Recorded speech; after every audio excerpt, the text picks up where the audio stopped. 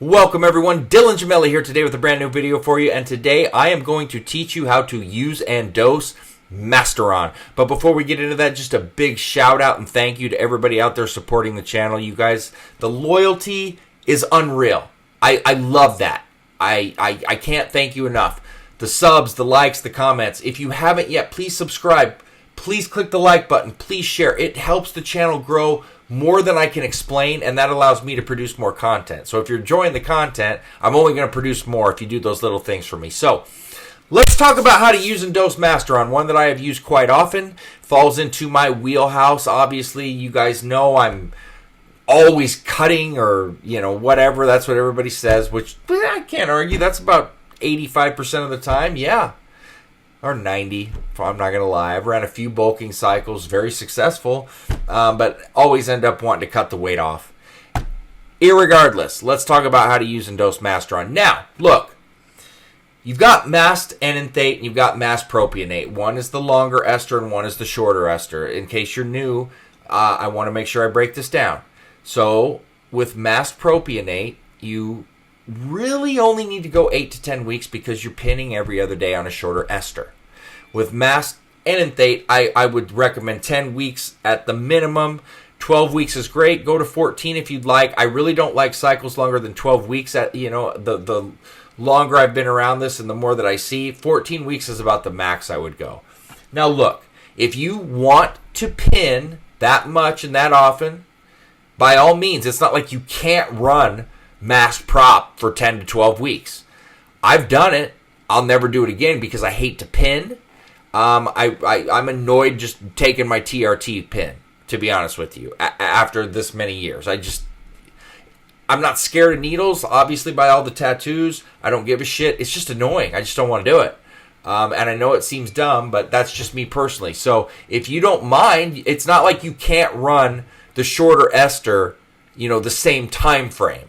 But generally, most people are going to run it in like an 8-week cycle. It's nice. You get it in, get it out. A lot of people, you'll see it, they'll stack it with test prop and tren ace. And it's a great 6 to 8 week cycle, maybe 6 weeks on tren, 8 weeks with test and mast. So the dosing here, it's not like you're going to run more or less a week. It would just be you're pinning every other day. So I'll explain. With mast enanthate, I generally don't recommend going under 500 milligrams. I'm in the 500 to 600 milligram range. You can see results at 400, but there's a significant difference taking it to 500 or 600. I would not. There's no need to go over 600 milligrams of mast. There's just not. It's not like you're going to see some crazy added benefit there. It's not going to make you any harder than it's going to make you at 500 to 600 milligrams. Maybe a little bit more strength. It's not like mast is something that you're using to gain a bunch of size with. So for what it's doing and what you want to get out of it, spend your money wisely and treat your body right. There's no need to overexceed any of that. So 500 to 600 milligrams is perfect per week. I always tell people 175 to 200 milligrams every other day. I know at 200 milligrams I'm going a little bit higher. I guess that I am. That's about 700 milligrams a week. So I don't have a major issue with that. 175 is a good number. Even 150 every other day. 200 would be the max. But 150 every other day to 175 is a great number if you're running the propionate. But it's really cut and dry. Now, one thing, the higher you go with mast, it has aromatase inhibitor properties. In no way, shape, or form, I don't want to, and I stress this because I don't want my words to get confused. It does have the properties, but in no way, shape, or form does that mean it's a substitute for an aromasin or an arimidex. However, especially for the people that tend to be less estrogen prone, keep an eye on that because it can help you to need less of, say, an aromasin or arimidex. So let's say you're running mast at 600 or 700 milligrams a week. Chances are you will probably need, unless you're running other highly estrogenic compounds with it or you're a high testosterone dose, and even then you might not need quite as much of your aromatase inhibitor. I can't tell you that with certainty because everybody's different. I can tell you it's definitely possible. The only way to truly know is through your blood work. So Pre-cycle blood work is obviously something I stress it's imperative. The mid-cycle blood work, especially with something like MAST, that has the aromatase inhibitor properties, is essential, which it is with anything, but that's going to tell you how you're responding.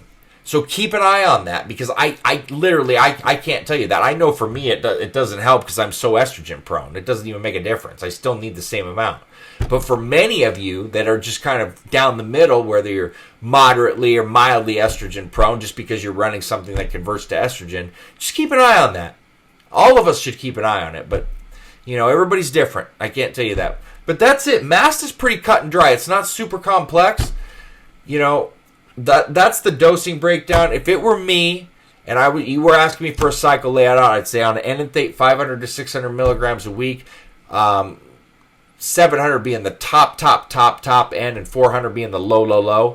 150 to 175 every other day of propionate, 200 being the high, 150 being the low. You could go to 125 and still see some results, definitely, but I would not really go any lower than 150. But do what you're comfortable with, all right?